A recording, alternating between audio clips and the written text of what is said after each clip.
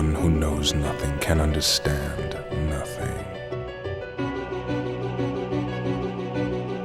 Plunge deeper into the darkness, and your heart will grow even stronger.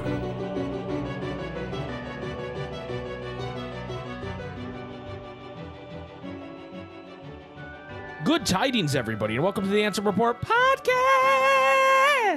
This is episode number 133 in the longest running Kingdom Hearts podcast in the world. I'm Mike, and with me as always is my brother, the lovely, the beautiful, my favorite mom wife, Jason. Hi. How you doing, dude? Dude, I'm doing good. Yeah, dude. Me too. Dude, I got to speedrun today. Oh, yeah? PB'd, baby. Of course you did. Of course you did. You're a legend. Speaking of that, as you guys may have remembered in previous episodes, we challenged our good friends Tatsumaki and Yamianity to a Kingdom Hearts speedrun relay race. And we also announced the date, which is October 20th, and that is coming up next week. So we figured we'd remind you guys to go check out twitch.tv/Super SpikeGhetti Bros at 4 p.m. EST on Wednesday, October 20th, to see the beginning of the run with Jason versus Yam, followed by me versus Tatsu in KH3. Jason and Yam running KH2, of course. Right. We're very excited about it. We've been practicing. We're going to practice even more this weekend. So if, you're on Twitch and you want to catch Jason running at the beginning of the weekend and catch me running at the end of the weekend, by all means, stop by. Hell yeah. And I guess I just wanted, because this is a Kingdom Hearts podcast and we haven't always, been favorable to Kingdom Hearts speedrunners on this podcast, I wanted to talk a little bit about our Kingdom Hearts speedrunning experience. Right. Because, we talk about a lot of lore. Mm-hmm. We talk about a lot of, more just every aspect of the game, except for speedrunning, really. Yeah, we don't really talk about it a lot. Yeah. Or we do, and we're just Or we're really, really dumb. Yeah. And stupid, and you should tell us. So you've been running KH2 Final Mix for... I think I've ran it maybe 8 or 9 times. So the last month or so? Yeah. Something like that? Yeah. And you had run KH3 before, but you only ran that for about a month too, I'd say. Yeah. In that time. What do you... Well, let's start with this. What's your favorite part of the Kingdom Hearts 2 Final Mix beginner any percent run? I would say that most bosses have a way where you can pretty easily one cycle them, and that feels really good. Okay. One of my favorite ones to one cycle is the second boss in Land of Dragons. That flies up in the air and shit, and you ride its back. The dragon, yeah. Yeah, dude. When you one cycle that boss, it feels so good.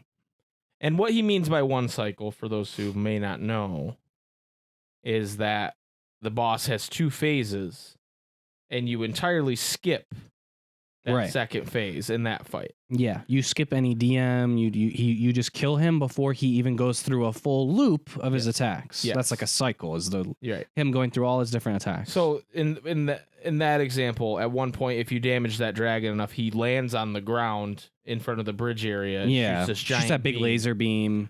The walls closing and shit. And if you do the fight right, you skip it. You don't even get to that point. He's already dead. He's already dead before he even thought about doing it. Yeah, I agree. That's a good that feeling. That one's fun. So that's probably I've heard you talk about that boss quite a bit. Is that what you would say is your favorite boss to fight? I don't know. It's definitely it can be kind of annoying because the boss can just be an asshole and just double do the little backflip that it does And knock you off. Yeah. Yeah.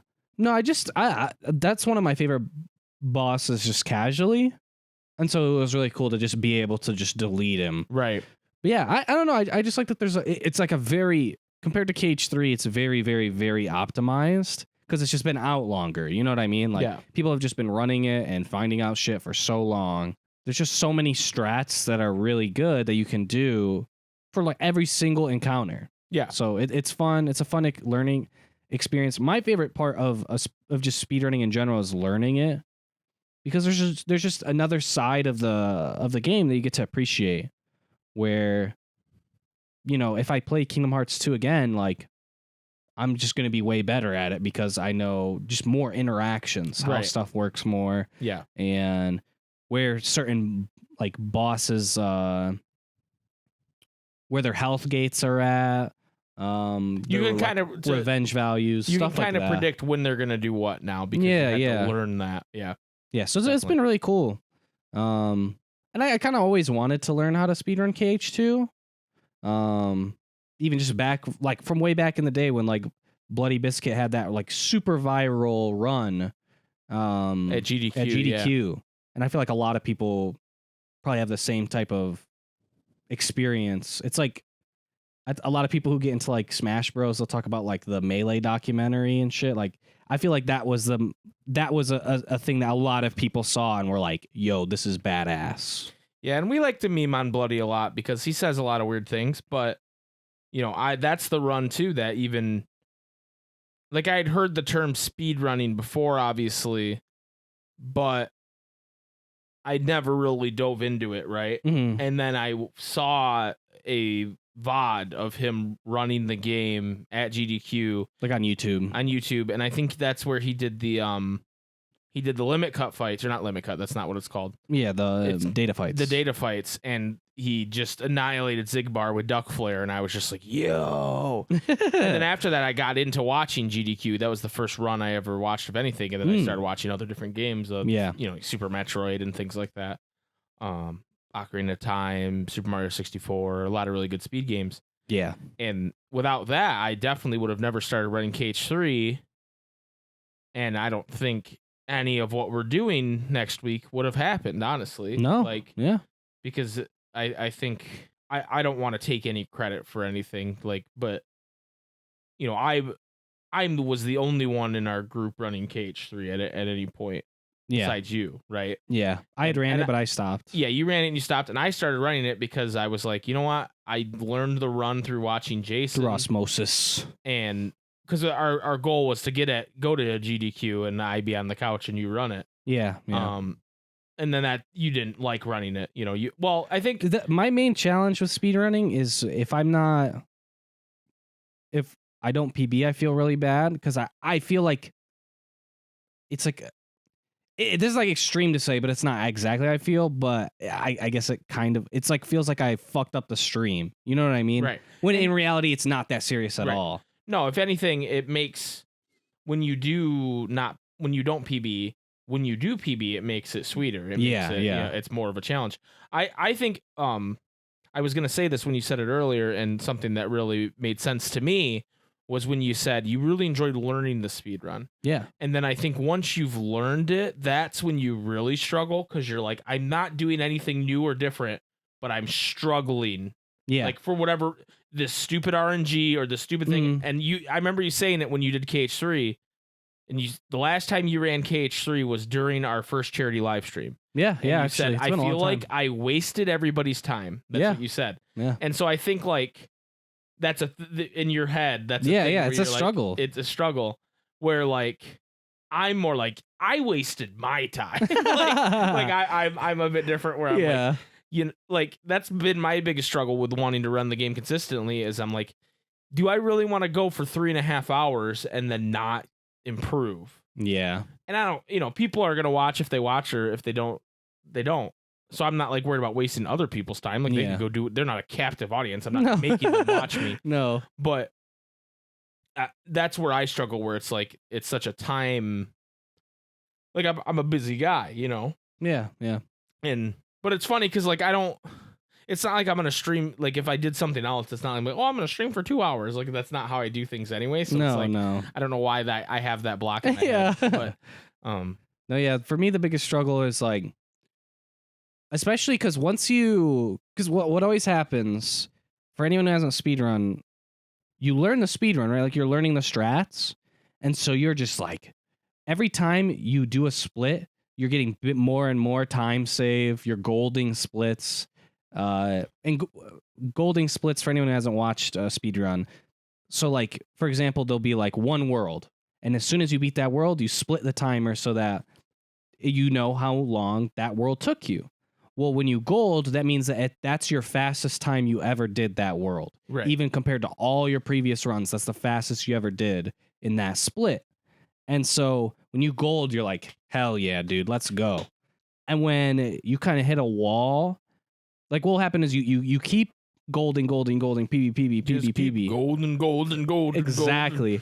And then you hit this wall and you're like, ah, shit. Like I did most stuff right, but I didn't PB type shit. Like I'm definitely not at that point yet, but that's what happens. That's why it's like very difficult, and a lot of people struggle with it, myself included, where it just, like for example, my run today, I definitely had some big fuck ups, but as far as like when you have a split where you pretty much did it as fast as you could, like comparing other people who are way better, you're like maybe 10 seconds behind them or something. Mm-hmm. Something very, very, very small. And then it's like, yo, but you're still like 30 minutes behind. And you're like, how the fuck am I supposed to get these 10 seconds on every fucking split? Right. And then you have to have it all come together. So it's like, fuck. But it's still really fun. I like it. And then just like hanging out with everybody, and there's been a lot of memes and stuff that have come from running and naming the splits funny stuff and all that. It's a good time. It's a lot of fun. I've really enjoyed my experience. I've been doing it for probably 6 months now, right? Yeah. Something like that. It's October. Yeah. Yeah, I don't remember how long it's been, but there have been periods where I haven't done it for a couple weeks. Just because we did some other things and I've been busy. That's the other thing where it's like you definitely have to keep hitting the reps. Well, what's different is like, okay, if I'm just a streamer, like there are streamers that all they do is just speedrun, right? That's all they do, yeah. And so 5 nights a week they're speedrunning, where you and I don't like to just do that, right? You know? Right. So I'm streaming maybe 1 night a week speedrunning, which this week is going to be different because we really want to get ready for that race. Yeah, we're pushing for the race, yeah. But I'm just, from when I started, I'm not bad at video games. Some of you might disagree from watching me. I don't think I'm bad at video games. Mike is not bad. But like I'm not like pro level like gamer guy either, right? But the fact that I've like grinded so hard on this to get like top 25 in the world Mike in that top category, 25. like that makes me feel really good about it. Like and like obviously Kingdom Hearts 3 is not Bloody Biscuit's game.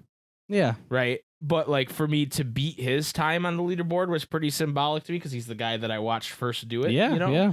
And so I feel really cool about that and really good. And I mean, so the way it works on a timer on live split, which is the timer most people use for speedrunning, is you can have a setting where it shows you, hey, if you did your best segment, best part, all your golds combined, this is what you would have.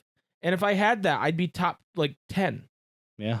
Which is nuts to Mike's me. a gamer. So I just Mike is a gamer. And I just got to get more consistent at it. So, yeah. But if you would have told me, I would be like, oh, maybe I'll get top 50. You know, like yeah. And when I first started, I was like watching certain strats and going, I'll never be able to do that. And now I just do them like in second nature. Like it really has taught me that like, because this is like going way too deep into like my life, but like, you know, I'm in my mid 30s and I was always like, not taught, but like the way the world I saw the world was like, okay, you're in your 20s, you like party and you have a good time, and that's the prime of your life, and then after that it's whatever, and you don't learn anything new and you don't do anything.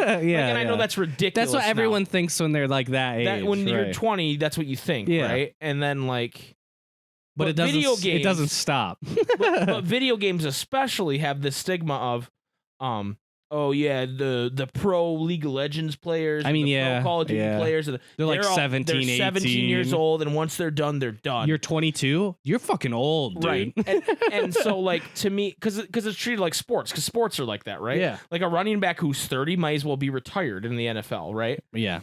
And so for me, it feels good for like my confidence and my psyche to go. Yeah. To go, yo, you're the best you've ever been at doing something like this, and you started at, you know, and so like I know that seems like silly and maybe a little cringe, but like no, that's not cringe at all. That's why I feel so good about it too. It's like it's awesome. It makes me just feel like, I don't know. It's just a good feeling. It's a good feeling, yeah. And I like that. I mean, this is again kind of cringe, but I'll be like playing and someone will come into chat that I've never talked to before. I've never seen them. Maybe they've lurked before. I don't know. And I'll be just like doing some air step movement, you know, or some wall kick movement, some flow motion, if you will. Yeah. And they'll go, how do you wall kick like that? Because to me, I'm like, oh, you know, it's not, you just got to practice, you know, 'cause that's the truth. Yeah. But also I remember like, I still watch some speedruns that go, how do they do that fast? Yeah. And like, I'm like, oh, I'm like the cool guy that does something. I do something fast. Look at me. No, dude, that's awesome. Cool. Well, and like, I don't know, like having watched you, because for me, like what I'm good at is I'm really good at picking up stuff at like a moderate level, like very fast. Right. You're much better than me at that. Yeah. Like I'm really good at picking up things very, very fast. But then when I hit the wall, I'm like, fuck. But like, I remember like your first couple runs, like it just being, because I mean, with those games, with Kingdom Hearts 2 and 3, there's like big fucking learning curves. But then like once you hit it, it's like, boom, you're PBing for days. Yep. And then once you hit that, but then when you hit the wall, you just kept going. And just kept going. And I remember there'd be days where I'm like, you know, I'm gaming or whatever. I'm just chilling on my PC, and Mike would come in and he would be like, dude, I fucking was gonna PB and I fucked up the stitch skip. And he'd just be like super fucking molded. And it's like, because that's how anyone would feel, you know? But then there was the days Mike would come in and he'd be like, your boy hit it, bro. Like when you got the stitch skip the first time, like, fuck yeah, dude. Yep. Like I fucked up a bunch of shit, but I got the stitch skip and let's go. And then now that's just like common. Like many of the things where it was like, yo, I got this. Now it's like you just hit them every fucking time, dude. It's gotten to the point where it's like if I don't get stitch skip, it's like I fucked up horribly. Yeah. Well, or any of the boss skips. Well, and I figured out a consistent strategy with it. Yeah, right? yeah. And that's like half the battle with a lot of these speedrun strats is like figure out a way that's consistent for you to hit it. And for me, you just, you know, you ether, you air step, you smack him once, and then you summon Stitch. Where before I was ethering, air stepping, and then just trying to summon Stitch, and I'd hit the ground before Stitch would come out, and that doesn't work. So right. And maybe like when if I'd paid more attention when watching other people's speedrun, I would have picked that up, but it feels good to figure it out on your own too. Yeah. Well, and what's so cool is like the community around it too. Like, especially, like for 3, the only person I knew that was running it was you, and then like the world record holder, Yitamoda. Shout out to Yitamoda. Go follow him. Yeah, he's also, dope. I'm talking to Water KH right now about setting up something for the stream, and he asked for a shout out. So shout out to our good friend Water KH, who is helping us set up this this relay race so we can stream both. Yeah, without him, it would not be as cool. Without him, it would not be as cool. And he recently announced a KH3 randomizer, which is gonna be sick. Oh my god, and, yes. Also, Yam wants me to thank our sponsors, Blue Raycon earbuds. Dude, one day we'll get the Raycons. So thank you, Blue Raycon earbuds from Yamianity. Yam's not gonna listen. Water Cage says he's never heard of Blue Raycons. So anyway, what I was saying. Sorry, Water interrupted. Yeah, dude, I'll blame Water.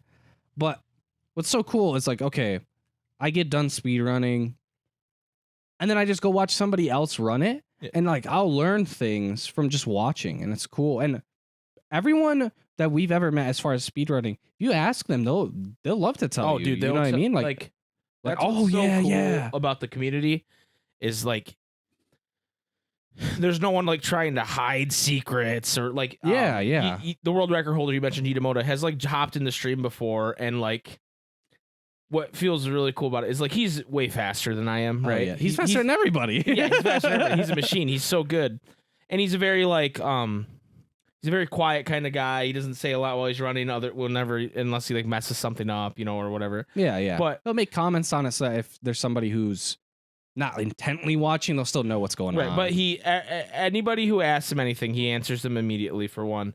And two, he'll like he's so good at this. Like I'll be running and I'll mess something up, or like a boss will do something really stupid, and he'll be like, "Oh man, you gotta hate that stuff, right?" You know, like he'll just say like some stuff It's to just make relatable. I'm dude. like, wow, dude, this guy's like the best at the world in this, and he's coming into my chat and going, "This is relatable," and like that just feels weird and good. So shout out to Ida, he's dope. Yeah, he's awesome. Shout out to Tatsu, obviously, who started running for this race, but relay race, but has really loved it. Shout out to Swift Shadow.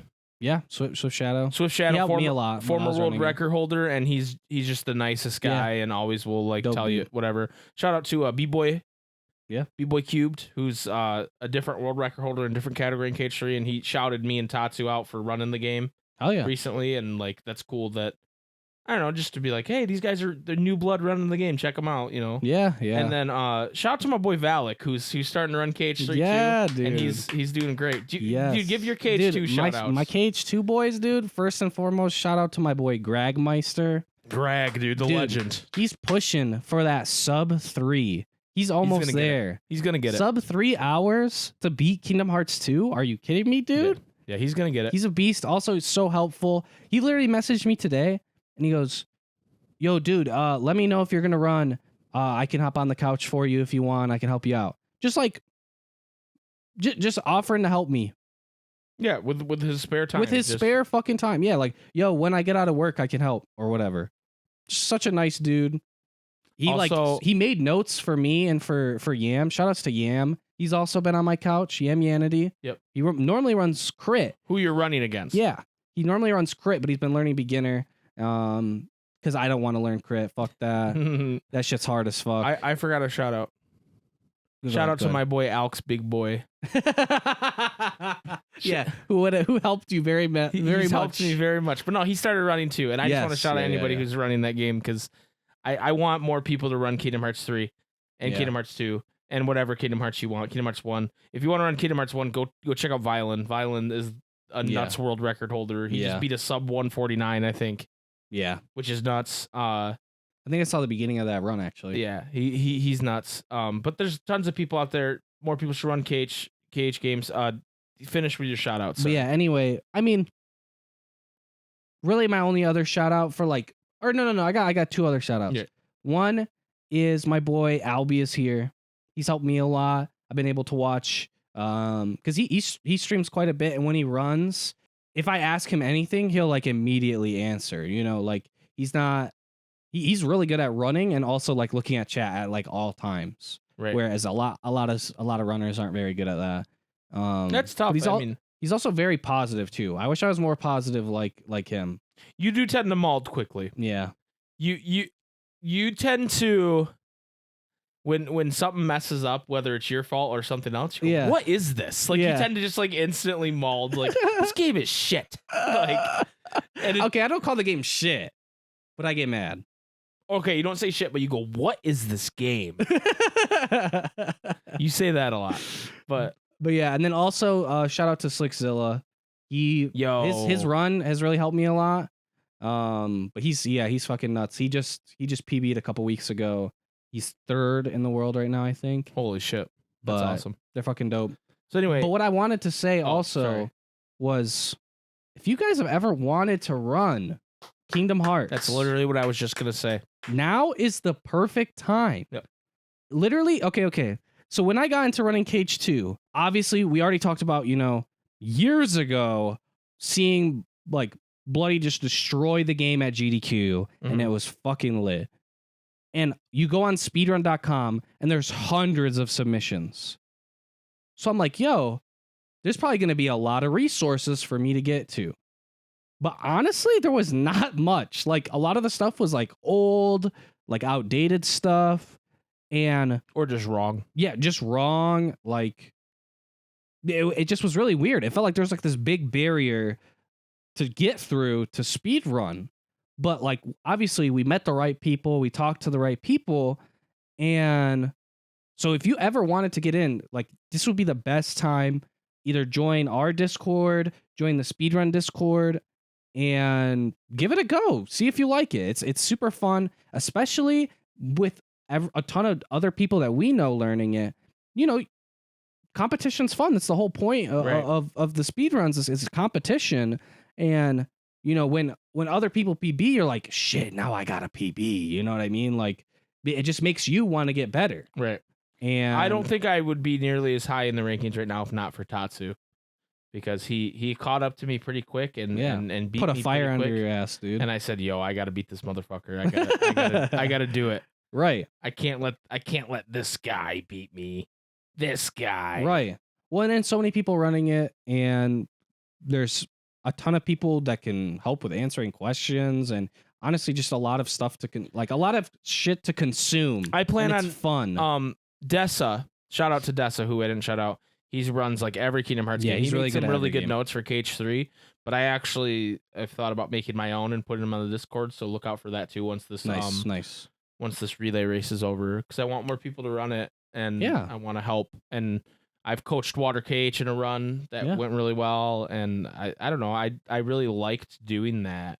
Yeah, and I like hanging out with Water, so that's part of it. Right. You know, like I like hanging out and talking to Water, but also it was like Water's a very, very good at following directions Water's good at following like instructions, but actual directions. Like if I say go right, Water tends to go left. That happened a few times. He's good at instructions, not directions. He's good at instructions, not directions. But no, I love Water, and I want to help people get good at the game, dude. Yeah. I want to see more people running it. It's fun.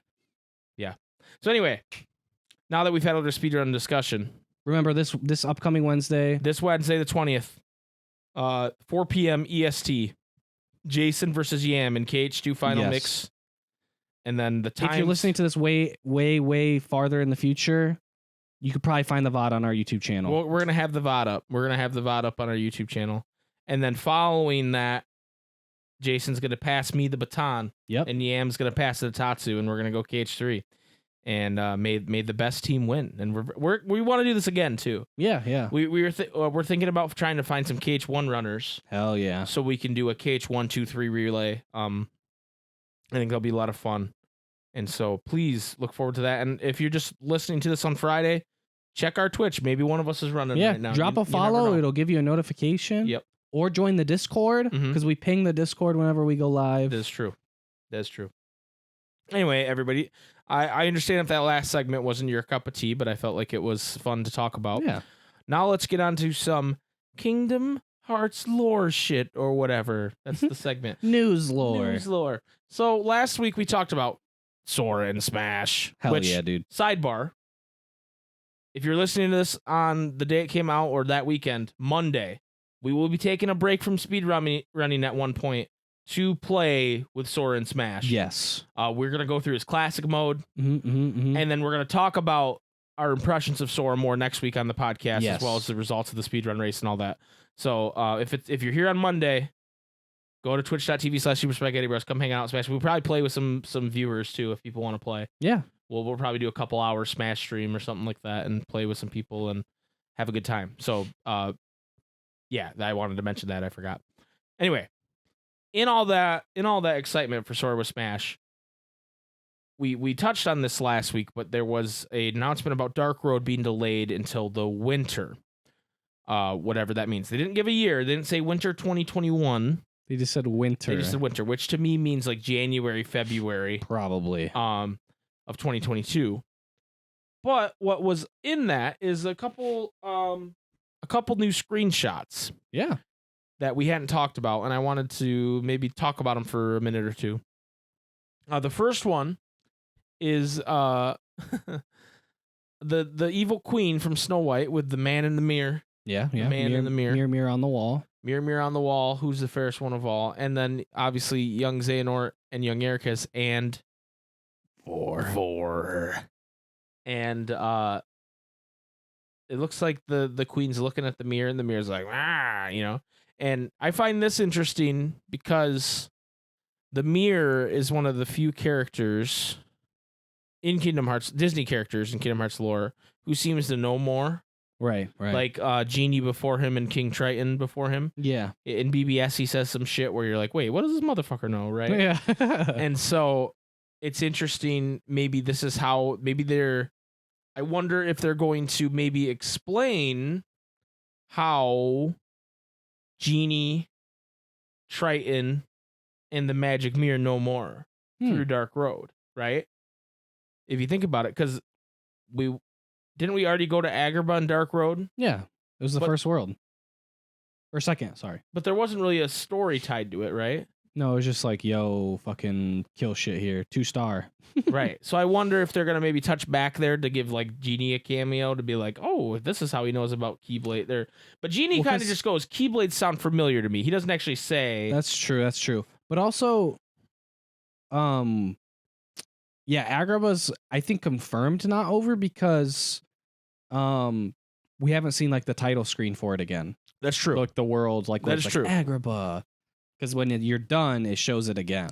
And that's why I thought this screenshot was interesting to me, because obviously you're going to go to more Disney Worlds in Dark Road before it's said and done, but I just thought the Mirror Man being here was very interesting. The other two screenshots were they were in the trailer for the 20th anniversary trailer. Yeah. And we have one where Erd looks tired in a piano with a piano recital looking room, and there's some statue Heartless there, and then there's a new character wielding the Keyblade that all these kids wield. Yep, and doing like this massive light attack. And she and a lot of people, I've seen people say this, and I just think this is like people being so dumb. But they're like, that's Riku's mom or whatever, because she has it's white hair. Thousands of years before she has the same color scheme and his hair. There's like 8 million people with fucking silver hair, but it could be. No, what I'm saying is that they're like definitely both like upperclassmen. Yeah. And then the other picture, which it's funny, I forgot that this had Agrabah in it. To be honest. Yeah. The picture has Genie's lamp, Erd and Breaky and Ermod and wait, Ermod, isn't that Erd? Hermod, yeah. Young Xehanort, and then the new character, which is a first for Kingdom Hearts. For like a original character. So a person of color, I guess, is the best way I should say it. And it's the first for Kingdom Hearts, which is freaking awesome. And this person is coming through a portal, very, very big, bright portal. Yeah, big and portal. He's just kind of showing up. And this is where the Genie could know about the key. Yeah, because he could, like, I feel like I've heard about that. He's just like listening. Yeah, he's just in the lamp listening. And they're talking about Keyblades and shit. Right. And I just think these are interesting scenes. We don't really know a lot about them, obviously. Right. There are two new characters in them. Based on this, I'm thinking this Dark Road story is going to be pretty substantial. You think so? I think the length, yeah. Because like here we are in 2 areas we haven't seen in the 3 areas we haven't seen in these screenshots. One's Agrabah, obviously, but it's a different part of Agrabah. One, I don't know if that's supposed to be Scala where they're at or no, what. It looks like Beast Castle, like the ballroom. Oh, you're right. Yeah. Because of the gargoyles. You're right. I didn't think of Beast Castle because the color palette's slightly different. Slightly different, yeah. But you're right. That does look like Beast Castle. Yeah. Which is a strange place for them to go. Yeah, definitely. Considering the lore there. And then we had Snow White's area, the dwarven woodlands. Is that what it's called? Yeah, I think so. And 2 new characters at least in these shots. We already have Baldur, and we didn't resolve what was going on with Baldur. And so we just don't, there's a lot here we don't know. And I don't think Dark Road was out long enough to be like, yo, that story was coming to a close. Like we had what, chapter 2? No, I think we had 3. Chapter 3, maybe, right? Yeah, because chapter 3 ended with killing of the Heartless and the Queen of Hearts. Yeah. Well, and I remember, I the only reason I even remember as 3 is because in the Dark Road line, you were like, damn, I got to change the line in Take Me Home Dark Road. Because you said by the end of chapter 3. But you were like, I got to change the line because they're not dead. Everyone's not dead by the end of chapter 3. I mean, that line originally was to like talk about the whole graveyard scene. Yeah. That Xehanort's laying the flowers down on, Yeah, you're right. Chapter 3 was the one that ended with Baldur. Yeah. I wanted to just touch on these a minute because I know how much people love Union Cross and Dark Road lore. I just hope it's not trash. That's all. I'm just like worried. You know what I mean? Because there's people that really like this like frame of storytelling. They really like these characters. They really like the idea of what could happen, like the possibilities. Right. And I don't want them to be let down. Agreed. And I just think And I'm just scared. if it's based on how Union Cross ended, which I thought was pretty good. And the fact that they're delaying it, which I think is the right choice. I think it's going to turn out pretty good. I don't think we're going to see any of that bullshit animation that we saw in like chapter 1 or 2, whatever it was, where they had like the old school chapter 2, yeah. the sharp dark road with the two characters like. No, actually, it might have been 3. It might have been 3, where they were barely animated and there was a close up of them. You know what I mean? I don't think we're going to see any of that. Background or nothing. Yeah, I don't think we're going to see any of that shit. So hopefully not. Anyway, Dark Road this winter. We'll have to sing the song again. Hell yeah, dude. Hope you're ready. We're going to take a quick break, and when we come back, we're going to do the question of the week. Question of the week, which this week was something about making a classic stage for Sora and Smash or something. So we'll be right back.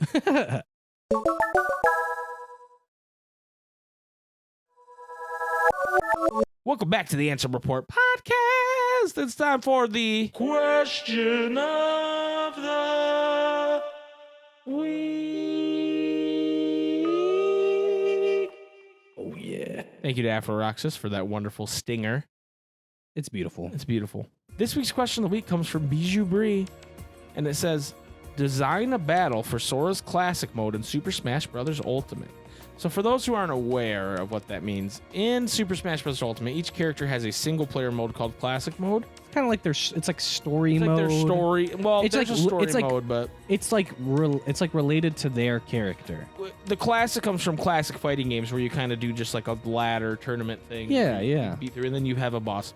And they try to theme these based off the characters in their different games and what happens in their games, and so they use like characters as placeholders and stuff. Yeah. So like for example, they might use Lucina as Aqua, right? In Sora story mode, right? And in classic mode, I mean. So we wanted you guys to come up with your best approximation of what that could be before Sora comes out, because if we do it after Sora comes out, it'll be kind of stupid. So let's get into it. SPCat, it's a Florida thing, says, no one can beat me to this one. The 100-person battles, I don't know if they're still a thing, could just be a bunch of Soras from the final world part of KH3. Oh, yeah. You just fight 111 Soras or whatever. Billy the Kid Lawrence says, Sora, now bored with owning every single digital opponent in the game, comes out of the screen into the real world and just beats the shit out of some kids. Oh, my God. He just comes out of the game. Yeah, just comes out of the game.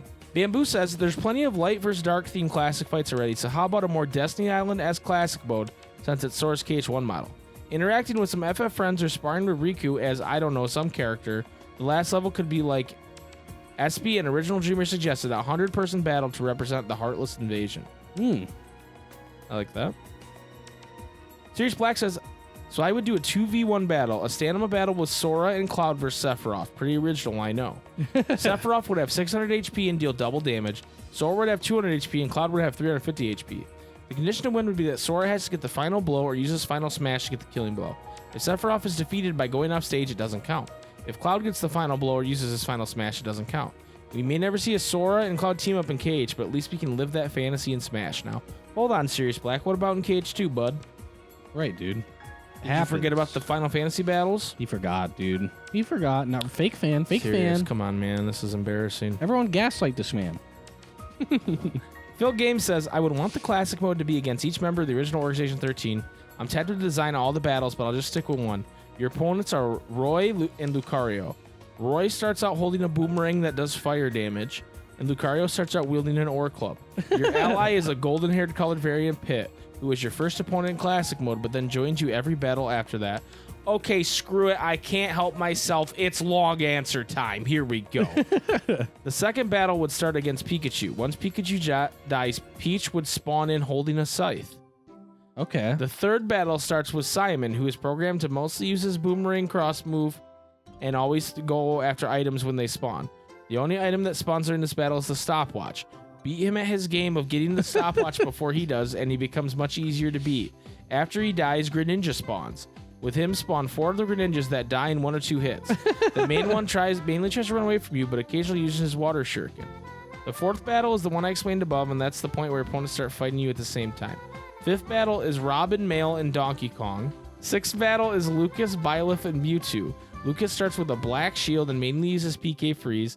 Byleth starts with Gust Bellows, and once he loses it, he mainly uses his spear attacks. Mewtwo has a freaking gun. The final boss is Sephiroth wielding a laser sword. He has 2 stocks. On his second stock, he starts out in his wing form. Wow. Okay. I really liked the Robin and Donkey Kong.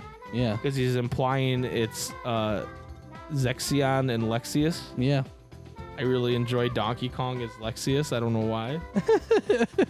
His power is pure strength. Well, I could also see it being Zaldin Lexius. Well, no, because he used He said the Gust move, right? for Byleth. Oh, that's for Byleth. That's for Byleth. Because he mainly uses his spear attack. Right. That makes sense. That makes sense. Hashtag 80% says, decided to break my lurker status to answer this question of the week, especially since Sora in Smash just spurred me to buy a Switch. Hell yeah. Hell yeah. There's only one answer to this question. Who would be the only real opponent worthy to face Sora in Smash? Begged for by the internet for years? That's right. The only other internet cult that's recently made it into mainstream. Regarding Smash's final character, Big Chungus. The stage would be Ben Hardaway's foreclosed house. Sora and Big Chungus battle it out for everlasting internet power. So, hell yeah. Hashtag adding a character to the game. Marxian says, one fight that's difficult. I would go with Koopa Kid battle. With a Koopa Kid battle and someone like Bayonetta that could be a stand-in for young Xehanort. Of course, you'd have Mario in the party, so it'd be a timed 2v2 battle with slow motion items. Okay.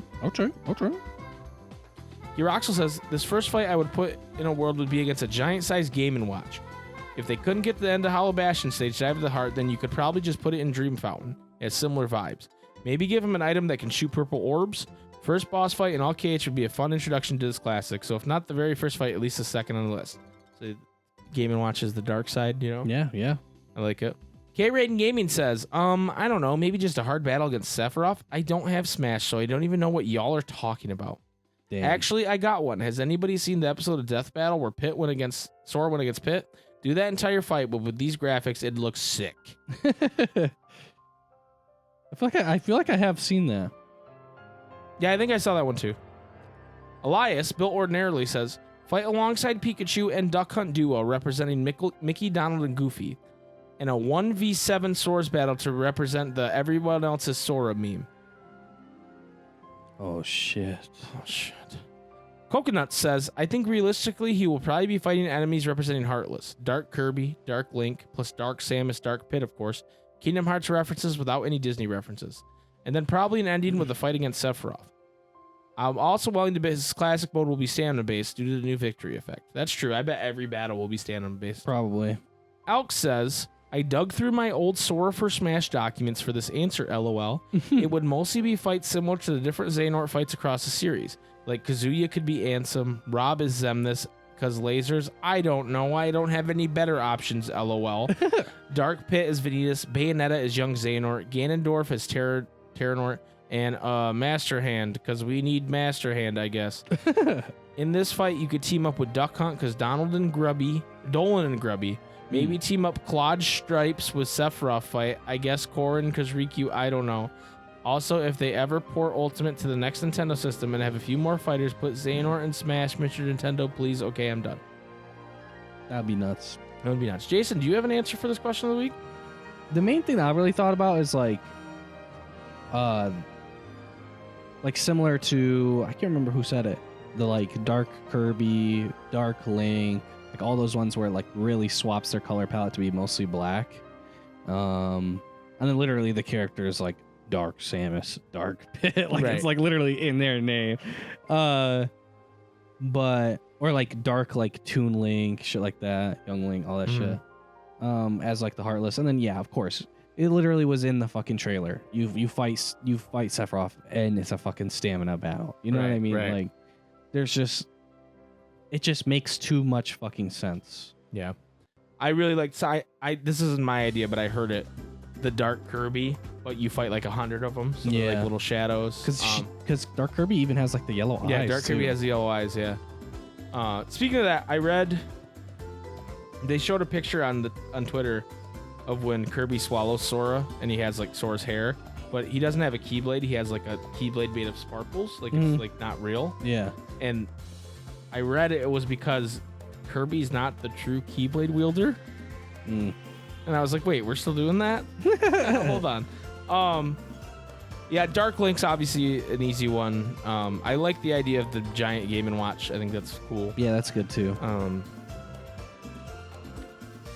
I don't know. There's a lot of cool ways you could go with it. You could make a lot of character stand-ins for different characters. You know, like no one said Lucina as Aqua. Yeah. That I think that's and put it on the Kirby Dream Fountain stage where the water, reflective water. And dude, that stage is just good as fuck. Yeah. I don't know. I don't remember what Lucina's colors are. If she has like a dark version or not. I don't think she does. No, I don't think she does. But isn't there like an item that like gives you like a spooky aura? There's like metal. Could be metal. I guess I'm thinking the hot chill or the hot curry. There's the hot curry. There's like the invis thing, but I don't think that's in ultimate. I think that's just in melee. Yeah, that might just be in melee.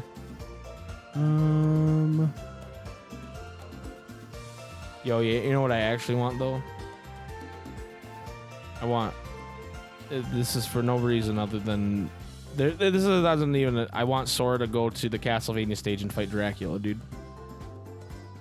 Okay. Just let him fight Dracula. I mean, yeah, you could do that. Right. But I want it in his classic mode. You're never taking Kyrie's heart, and then he fucking kills Dracula. Yeah. Right. That's what I want. Anything else you can think of with this? I don't know. There's like the female versions of Robin or whatever that have like the long like the long silver hair or whatever. Just like give her like the lightsaber and that's them. Or like the laser gun. I want a classic mode where Sora fights all of the Mii costumes that died so he could live in Smash. Yeah. I thought someone was gonna say Sans. Doom, Guy, Sans, Dante, Shantae, all the ones Zero's mad about. Yeah, all those. I want all those. They're just fucking swords, and they're all like one hit kill. Is there like a version of like Hero that has silver hair? I feel like that would be like a good stand-in. I don't know about silver hair. Cause the OG has like silver, right? Like no, the OG has like brown hair, but he might have. I think each hero has a different color, right? Yeah, I think he has one where it's silver. So I think the secondary color of the first hero, he kind of looks like Riku. Like you could say he's Riku. Yeah. Like the Android 16 looking ass one or whatever. Right. Yeah. Yeah. Yeah. Because Toriyama designed all those characters. You can tell their big ass fucking eyes. And literally the same fucking haircut. No, because the newest hero looks like Trunks. But then the rest of them all look like different weird versions of like Gohan or Goten. None of them look like Goku per se, but they all look like... Yeah, more like Gohan for sure. They look like Gohan or Goten. I guess not Goten because we don't see what Goten looks like older, do we? No, I don't think so. Yeah, I don't think he ever Maybe in up. Super, but I haven't seen Super. I guess they look more like Gotenks, which is funny. Yeah. They look more like Gotenks than they look like Goten. But it's just funny how Toriyama... Like... Chrono from Chrono Trigger literally just looks like a redheaded Dragon Ball Z character. Yeah. You know what I mean? Like that's just his style, dude. And you know, if it ain't broke, don't fix it, dude. Well, and like for a long time, it was weird because Chrono Trigger was a pretty big hit here, and then Dragon Ball Z, obviously, but like Dragon Quest or Dragon Warrior wasn't. It was just huge in Japan, and like he's probably more well known over there for that than Dragon Ball. Like Dragon Ball is like a big deal there, but not in the same. Like Dragon Quest and Dragon Warrior is like the biggest Japanese video game series of all time. Like it's just ginormous there, and only recently in the last like decade or so has it really started to become a thing here. Even though there's 12, 13 games or whatever it is. Like it's just like Final Fantasy has always been the bigger series here from Square Enix. Yeah. But Dragon Quest has been the bigger series in Japan for a long time. Really? Well, that was the only Why reason. Why the fuck do they like this marching band ass music? I don't know, dude. Well, and that's the only reason that Enix was even something that Square considered like merging with, because Dragon Quest was such a big deal. Yeah. It was Final Fantasy and Dragon Quest, and they said, "Yo, let's merge together to like tear up the world," you know. Yeah. And they have. Yeah. Square Enix is fucking popping off right now. Yeah, dude.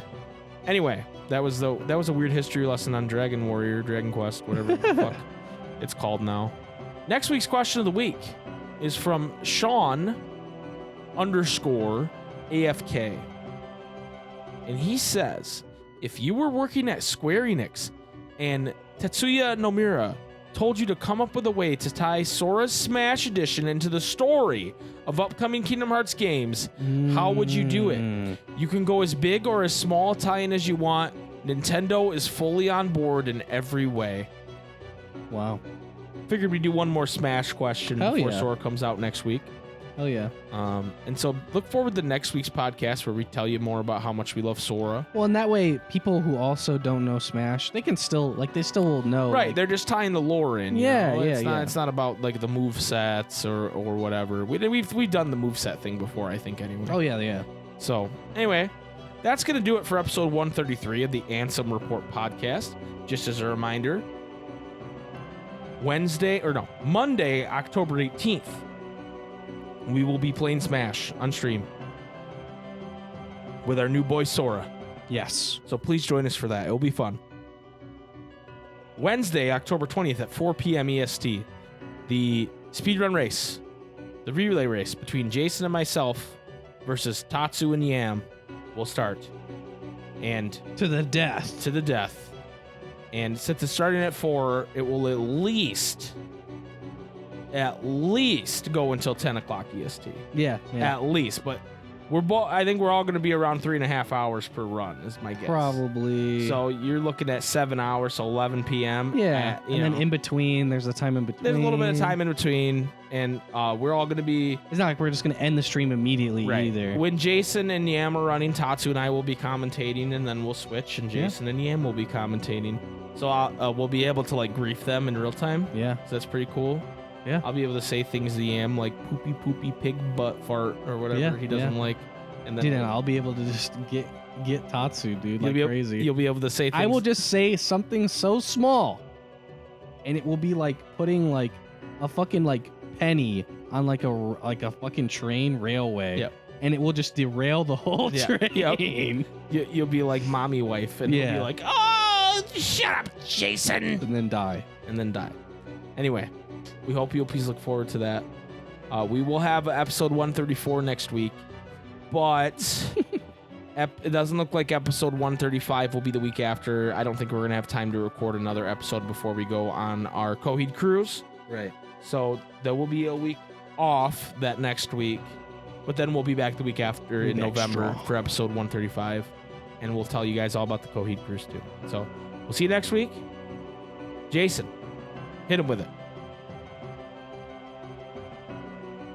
May your heart be your guiding key. Thank you. Now fuck off.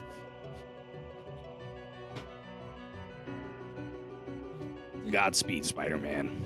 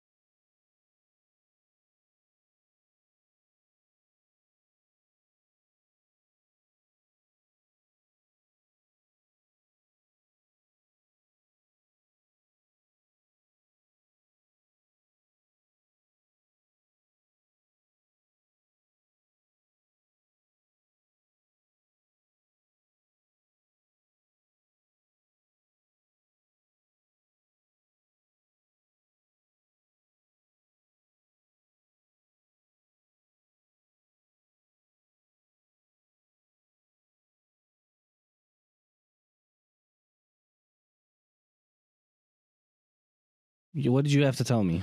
So Get Rock. So I made my most recent speedrun public on YouTube because I figured why not, and I submitted it, right? The one that's top 25. Not my most recent, I guess. My most recent PB. Right. And so I did that, and then Get Roxel commented on it saying, "Hey, what's the deal with the Hercules Olympus lady being in every speedrun's thumbnail? Is that like some kind of meme or something?" Because I didn't make a thumbnail for it. I just posted it. Yeah. But apparently that is the most like thumbnail-like thing YouTube recognizes. Huh. Because I've seen it too. Yeah. Now that I think about it, yeah. I have as well. And that's just what the default is always in the YouTube thumbnail is the lady. That's like the first cutscene that it's like, right. This is a thumbnail. It's like, hey, this is a thumbnail. So I just thought that was, and I was like, no, it's not a meme. I think just we're too lazy to make thumbnails. So I just thought that was funny. What the fuck? Yeah, pretty wild.